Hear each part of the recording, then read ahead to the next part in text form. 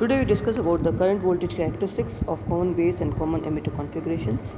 I, Dr. Vanna Ranga, will like to discuss this with you. We can obtain current voltage characteristics for a transistor in common base configuration. We note that in this configuration, VEB and VBC are the input and output voltages, and IE and IC are the input and output voltage currents respectively. However, in circuit applications, the common emitter configuration is most often used. Where the emitter lead is common to the input and output circuits, the general expression of the currents are also applicable to the common emitter configuration. In this case, to generate current voltage characteristics, VEB and IB are the input parameters and VEC and IC are the output parameters. Now we discuss the common base configuration. The figure shows the common base configuration of a PNP transistor. The figure shows the measured results of output current voltage characteristics for common base configuration. The various modes of operation are indicated in the figure. Note that the collector current is practically equal to the emitter current, that is alpha 0 is nearly equal to 1 and virtually independent of VBC. This is in close agreement with the ideal transistor behavior, and the collector current remains practically constant even though down to 0 volts for VBC, where the holes are still extracted by the collector. This is indicated by the hole distributions shown in this figure. Since the hole gradient at x is equal to W over here, at x is equal to, we change the only slightly from VBC is greater than 0 to VBC is equal to 0. The collector current remains essentially the same over the entire active mode of operation. To reduce the collector current to 0, we have to apply a small forward bias, about 1 volt for silicon, to base collector current junction in saturation mode as shown in figure B. The forward bias will sufficiently increase the hole density at x is equal to W to make it equal to that of the emitter at x is equal to 0.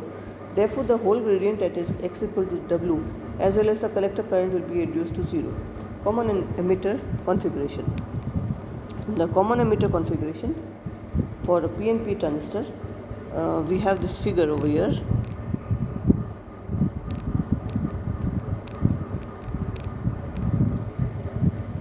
The collector current for common emitter configuration can be obtained by the equation IC is equal to alpha 0 in brackets IB plus IC bracket close plus ICBO.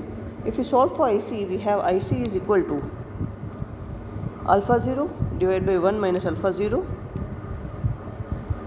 IB plus ICBO divided by 1 minus alpha 0. We now designate beta 0 as the common emitter current gain, which is incremental change of IC with respect to the incremental change of IB. So beta 0 is obtained as delta IC by delta IB. This is equal to alpha 0 divided by 1 minus alpha 0. We can also designate ICEO as ICEO is equal to ICBO divided by 1 minus alpha 0. This current corresponds to the collector emitter leakage current for IB is equal to 0. The equation becomes IC is equal to beta IB plus ICEO. Because of the value of alpha 0 is generally close to unity, beta 0 is much larger than 1. For example, if alpha 0 is equal to 0.99, beta 0 is 99, and if alpha 0 is 0.998, beta 0 is 499. Therefore, a small change in the base current can give rise to a much larger change in the collector current. The figure shows measured results of output current voltage characteristics with various input base currents. Note that the figure shows non-zero collector emitter leakage current ICEO when IB is equal to 0. Now we take an example. Find the common emitter current gain beta 0.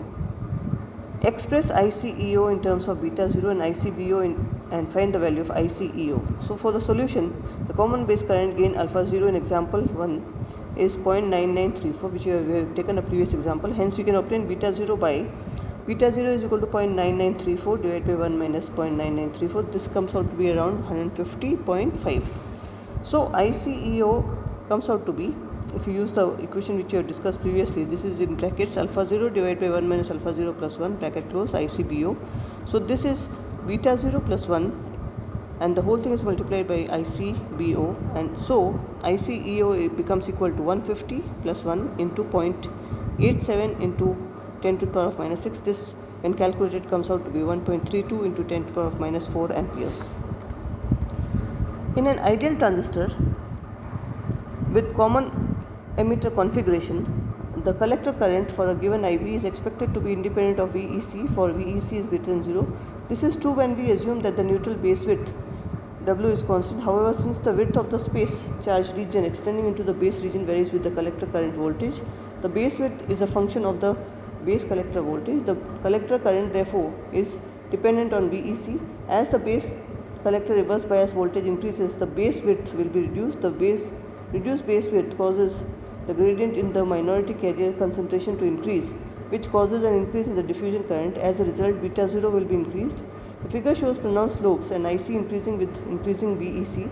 This deviation is known as early effect or the base width modulation. By extrapolating the collector currents and intersecting VEC axis, you can obtain the voltage VA, which is called the early voltage. Now we discuss about the frequency response and switching of bipolar transistor. There are 4 possible modes of operation that generally depend on biasing conditions of the emitter base and collector base junctions. Generally, in analog or linear circuits, the transistors are operated in the active mode only. However, in digital circuits, all 4 modes of operation may be involved. In this section, we consider the frequency response and switching characteristics of bipolar transistors. The frequency response, high frequency equivalent circuit. In previous discussions, we were concerned with the static or indirect current DC characteristics of bipolar transistor. We now study its alternating current AC characteristics when a small signal voltage or current is superimposed upon the DC values. The term small signal means that the peak values of the AC signal current and voltage are smaller than the DC values. Considering an amplifying circuit where the transistor is connected in a common emitter configuration for a given DC input voltage VEB, a DC base current IB and the DC collector current IC flow in the transistor. These currents correspond to the operating point. The load line determined by the applied voltage VCC and the load resistance RL intercepts the VEC axis at VCC and has a slope of -1 by RL. When a small AC signal is superimposed on input voltage, the base current IB will vary as a function of time. This variation in turn brings about a corresponding variation in the output current ICN, which is beta 0 times larger than the input current variation. Thus, the transistor amplifies the input signal. So, this shows a bipolar transistor connected in common emitter configuration, small signal operation of the transistor current. The equivalent circuit for low frequency amplifier is shown over here in this diagram. At higher frequencies, we extend the equivalent circuit by adding appropriate capacitances. Since the emitter base junction is forward biased, we expect to have a depletion capacitance CEB and a diffusion capacitance CD similar to that of forward bias PN junction. For the reverse biased collector base junction, we expect only to have a depletion capacitance. The basic transistor equivalent circuit, this is figure A. Basic circuit with addition of depletion and diffusion capacitances. Basic circuit and addition of resistance and conductance. CCB, the high frequency equivalent circuit with the 3 added capacitances is shown in figure. We note that GM is nearly equal to IC divided by VEB called the transconductance, and GEB, which is equivalent to IB by VEB, is called the input conductance. To account for the base width modulation effect, there is a finite output conductance GEC is nearly equal to IC by V. In addition, we have a base resistance RB and a collector resistance RC. The figure represents high frequency equivalent circuit incorporating all the above elements, these figures. Now, what is the cutoff frequency? In this figure, the transconductance GM and the input conductance GEC are dependent on the common base current gain. At low frequencies, the current gain is a constant independent of the operating frequency. However, the current gain will decrease after a certain critical frequency is reached. A typical plot of the current gain versus operating frequency is shown in this figure over here.